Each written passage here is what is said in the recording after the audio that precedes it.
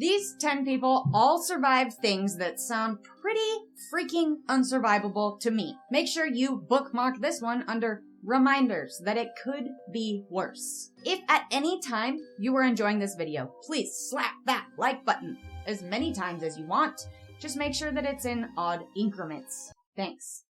Bahia Bakari is a lone survivor of an airplane crash. She was traveling with her mother to visit her family when their plane crash landed in the Indian Ocean. Everyone perished instantly. Everyone except Bahia. Now keep in mind, when this happened in 2009, Bahia was only 13 years old. She held on to debris from the wreck for over 9 hours. She was unable to see, and she was facing choppy water. When she was discovered by a rescue party, she was too exhausted to even swim to their boat. So, one of the sailors swam out to get her. She was treated in a French hospital for a broken collarbone, hypothermia, and bruising. Bahia said that at first, she thought she had fallen through the plane's window after pressing her forehead against it.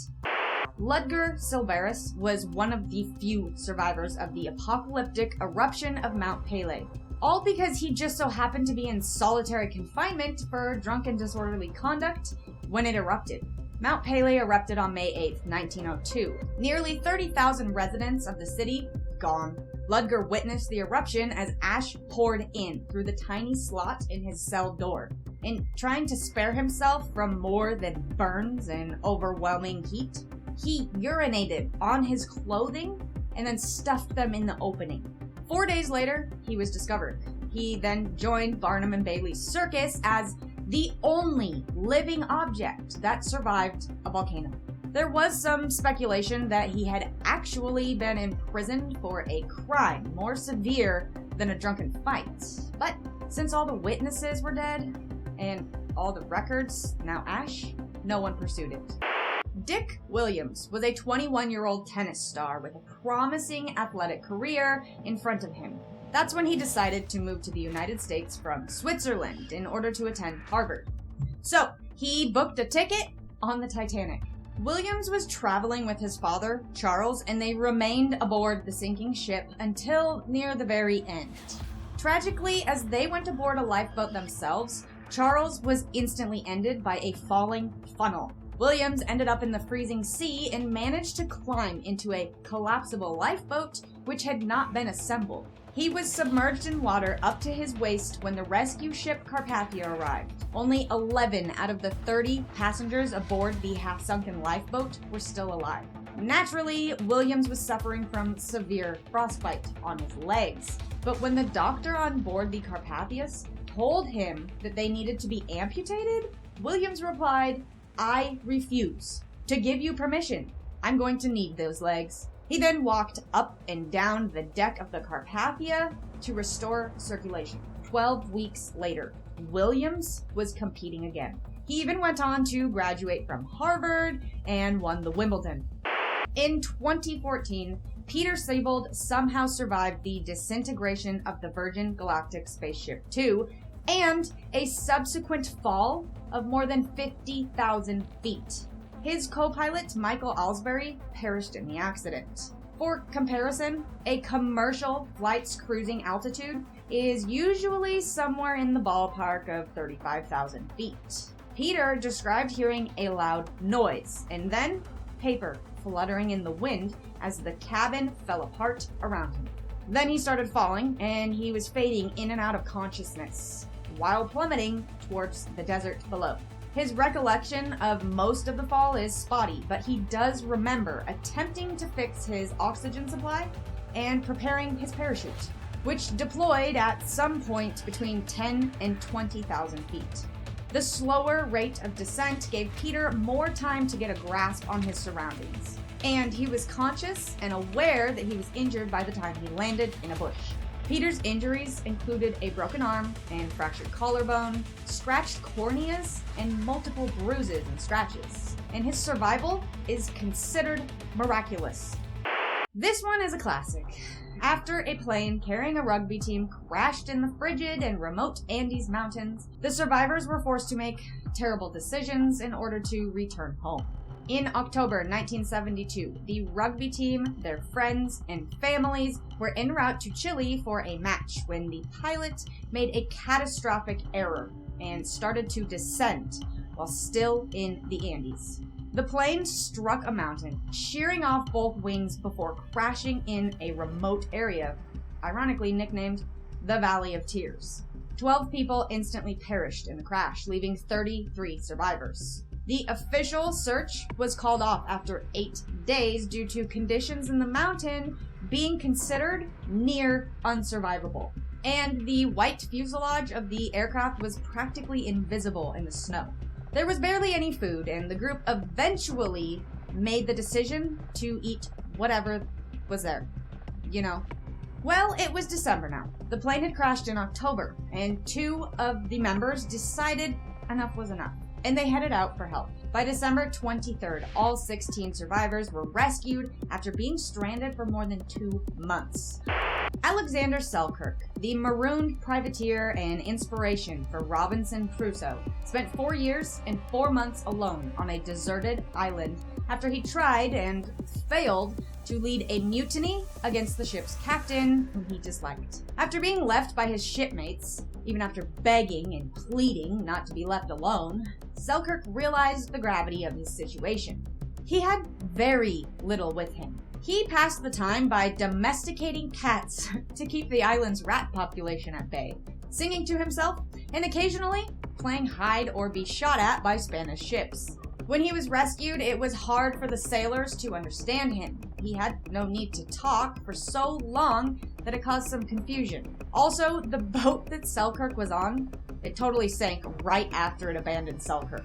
That must rank as a top 5 I told you so of all times. When Aron Ralston's arm was crushed by a boulder while he was climbing alone in Utah in 2003, he went to extraordinary lengths to free himself. Would you have done the same? Yes, this is the 127 hours guy. How could I leave him off this list? When a boulder crushed Ralston's right arm and trapped him, he had only 1 liter of water, 2 burritos, and a few chunks of chocolate, along with headphones and a video camera. There was no hope of anyone finding him since he told no one where he was going. Always tell someone where you're going. It was such a bleak situation that the 27-year-old used the camera to record his last will and testament. He's since shown the footage to his parents, but he said he will never release it to the public. After failing to move or chip away at the boulder, Ralston was forced to amputate his own arm with a blunt knife from his cheap multi-tool kit. On the 6th day, he completed his gruesome plan, made an improvised tourniquet, and then proceeded to rappel 65 feet down to escape. He was later found by some Dutch tourists and then picked up by a search and rescue helicopter. As for the movie, I recommend watching it, and so does Aaron apparently. He calls 127 Hours the best film ever made. Dr. Julianne Dillard was only 17 when she fell almost 2 miles into the rainforest following the breakup of the airplane she was traveling in with her mother on Christmas Eve. It was 1971, and Julianne and her mother Maria were traveling from Lima, the capital of Peru, to Panguana, a biological research station in the belly of the Amazon. This is where Julie and her zoologist parents occasionally live. But after their plane was struck by lightning, Dillard recalled that her mother calmly remarked, "Now it's all over." Dillard plummeted to the ground, still strapped into her seat, and she regained consciousness on Christmas morning. She had a broken collarbone, a sprained knee, and gashes on her right shoulder and left calf. One eye swollen shut, and her field of vision in the other one was narrowed to a slit. For 11 days, she walked through the Amazon. She was ultimately discovered by forest workers who fed her and poured gasoline into her wounds to flush out the maggots. Vesna Volovic was a flight attendant. She is the sole survivor of the 1972 crash of Jet Flight 367. Oh, and she holds the Guinness World Record for surviving the longest fall without a parachute. Any guesses on how far it was? 33,000 feet. Due to some dynamic actions from some passengers, Vesna's plane broke apart mid-air above Czechoslovakia. The other passengers were most likely sucked outside, but Vesna stayed in the fuselage, wedged in by a food cart. The trees and snow probably helped cushion her fall, and against all odds, she survived. The only one of 28 passengers and crew to do so. Her injuries included broken legs and vertebrae, a fractured skull, and temporary paralysis. She was also in a coma for part of her recovery. Less than a year after the crash, Vesna was walking again. She had no memory of the flight after boarding until she first saw her parents in the hospital. Sadly, Vesna passed away in 2016 at the age of 66. And she was slightly upset that the airline never did give her her job back. But can you really blame them?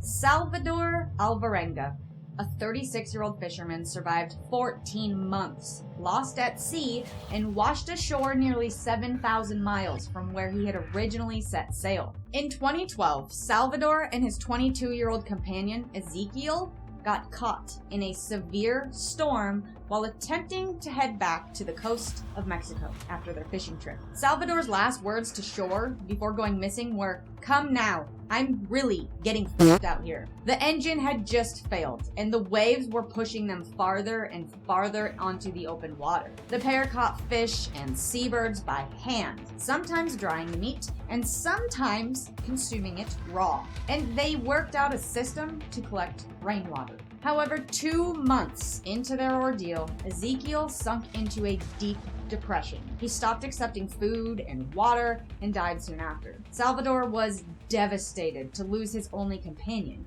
and he spoke to Ezekiel's body as if he were still alive for 6 days before burying him at sea. Salvador staved off despair with his vivid imagination, and after 438 days at sea, he spotted land and landed on Iban Atoll, where Emmy and Russell discovered him staring at their vacation house. They struggled to communicate, with Salvador trying to draw his situation using stick figures, but help was summoned, and after 11 days at the hospital, he was cleared to return home. So, tell me, which was the most unbelievable to you? Which one should have taken first spot? Then go watch one of these videos here. Don't forget to smash that like button before you leave. And as always, stay smart out there, Troop TT.